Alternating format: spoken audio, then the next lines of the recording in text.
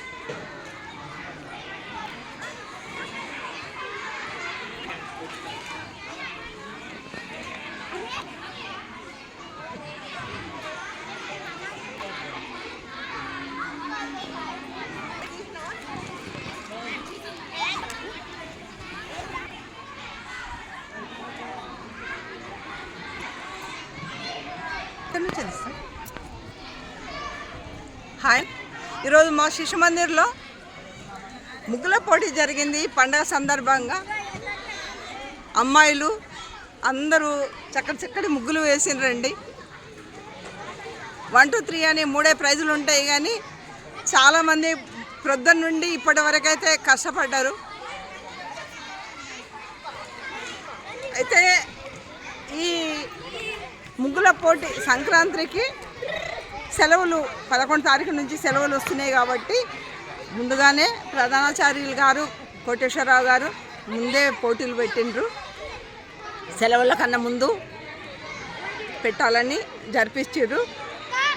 జడ్జిమెంట్గా నన్ను పిలిచిండ్రు. జడ్జిమెంట్గా ప్రైజులు డిస్ట్రిబ్యూట్ చేయాలని పిలిచిండ్రండి. అయితే పిల్లలందరికీ కూడా నా తరఫున అయితే అందరికీ కంగ్రాట్స్ చెప్పడమే. కాకపోతే 1, 2, 3 ప్రైజులు మాత్రం ఇచ్చేది. ఈ వీడియోను చూసి అందరూ లైక్ చేయండి, షేర్ చేయండి. సబ్స్క్రైబ్ కాని వాళ్ళు అయితే కండి.